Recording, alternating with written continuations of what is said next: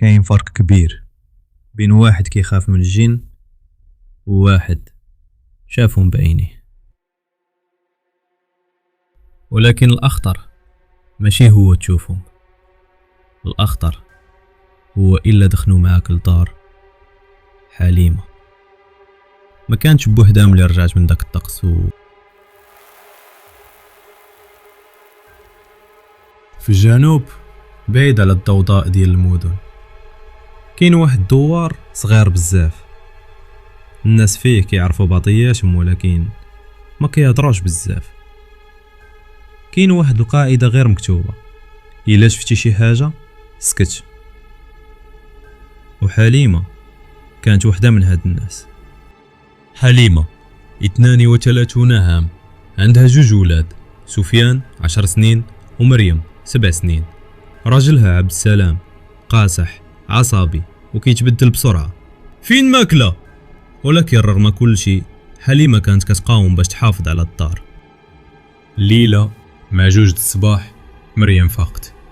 ماما كاين شي واحد كيوقف حد الباب. حليمه مشات تشوف، ما لقات حتى حد، ولكن الاثر ديال الرجلين كان باين في التراب. من داك النهار مريم ولات كتشوف نفس الحاجه كل ليله. ماما راه واقف دابا. ولكن سفيان حتى هو بدا كيتبدل، ولا كيجلس بوحدو وكيهضر مع شي واحد. علاش تبعتي اختي؟ خليها. حليمه بقات قادره، مشات عند لاله رقيه. لاله رقيه ما ضحكاتش، ما هضراتش بزاف، غير قالت: واش انتي مستعده تخلصي الثمن؟ الليل، الدم والصمت. حليمه دارت كل شيء، ولكن داكشي ما كانش باش يخرجها من هادشي. هنا دارت اكبر غلط غادي تندم عليه حياتها كامله.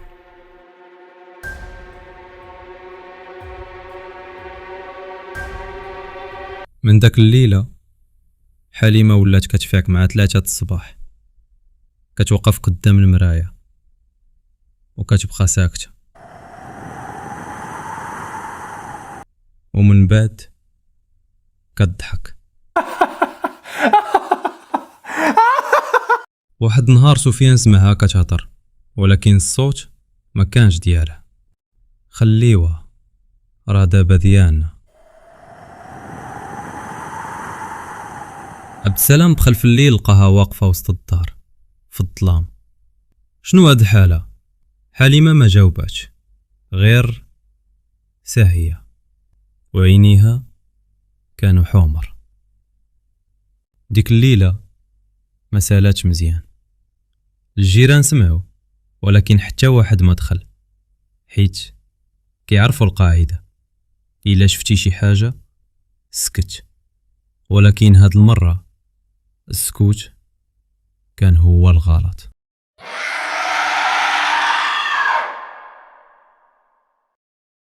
فالدوار ديك الليله شتا واحد منعس، ولكن حتى واحد ما تجرأ يقرب لدار حليم حتى طلعت الشمس. اول واحد قرب كان واحد الراجل كبير في العمر. فتح الباب بشويه وسكت. الدم كان في كل بلاصه، الحيوط، الارض، حتى السقف. عبد السلام كان طايح في الارض.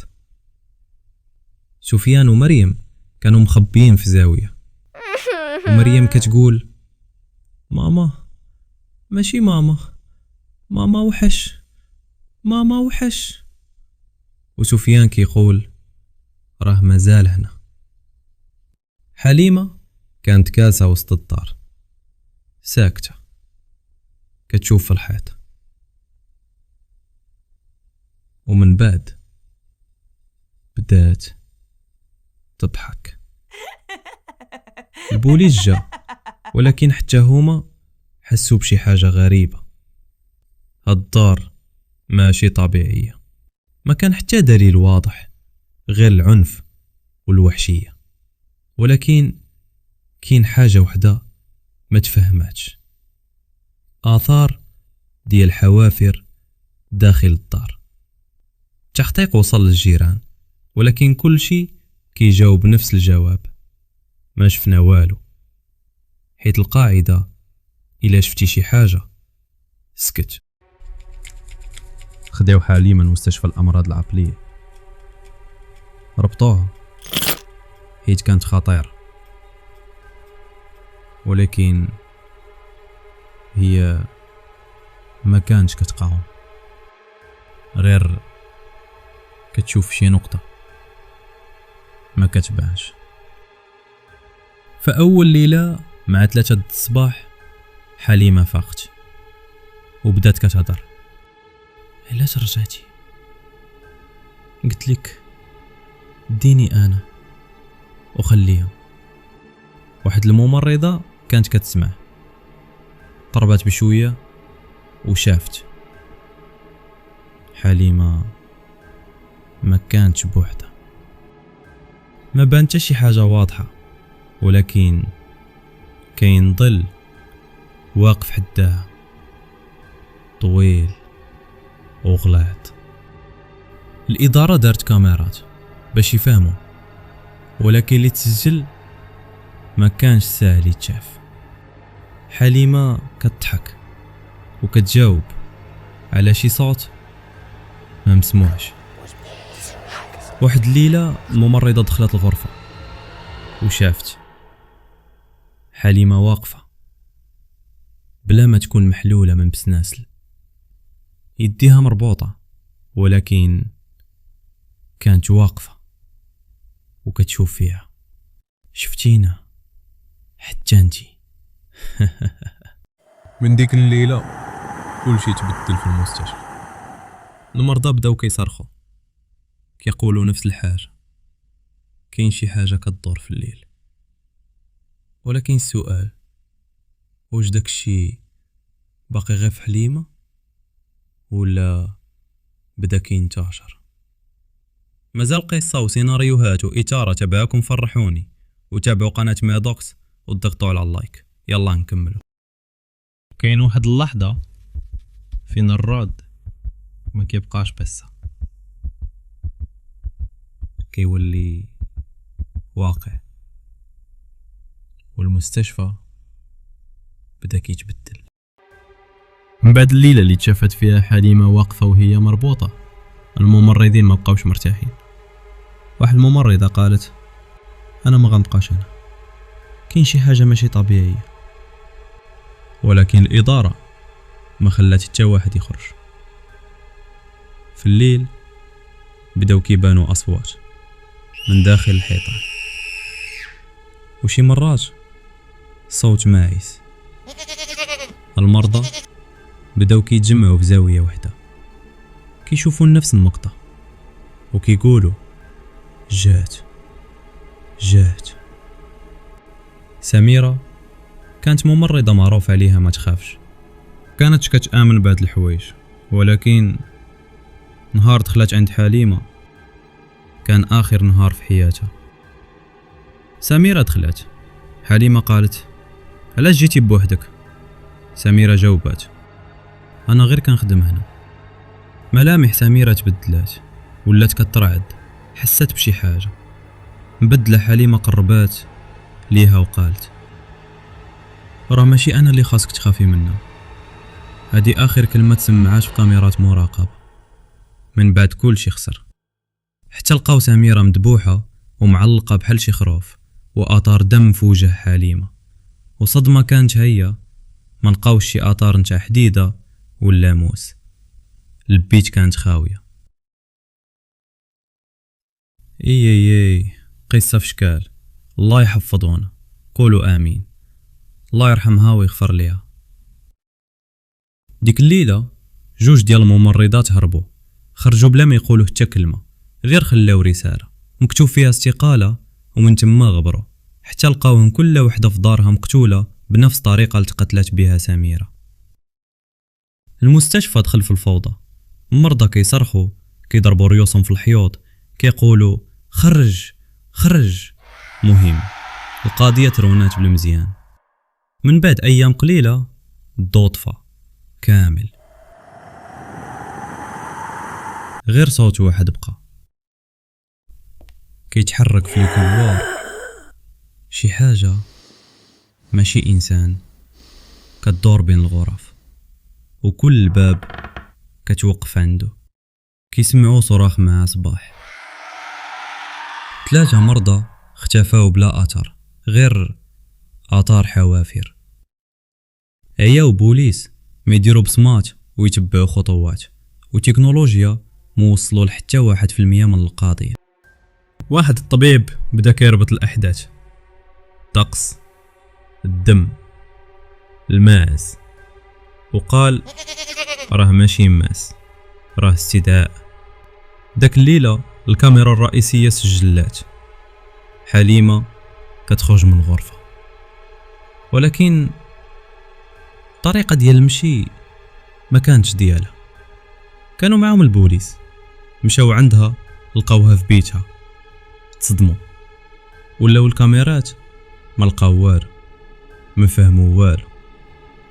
من بعد يومين لقاو حليمة ما كيانش، وجميع المرضى مقتولين بطريقة وحشية.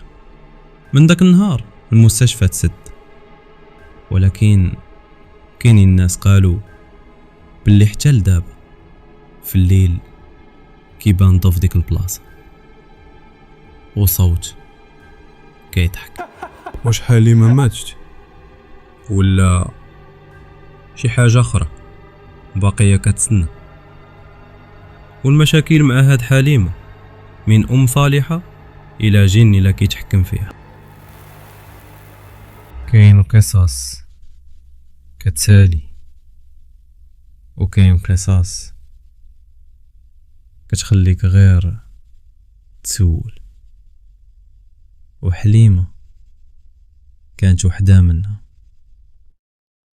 من بعد الفوضى المستشفى تسد، الملف تسد، والناس تفرقوا، ولكن شي واحد ما اقتناش. واحد المحقق رجع لكل التفاصيل، الدوار، الجيران، لالا رقية، عقلتو عليها هي مولات المحاين.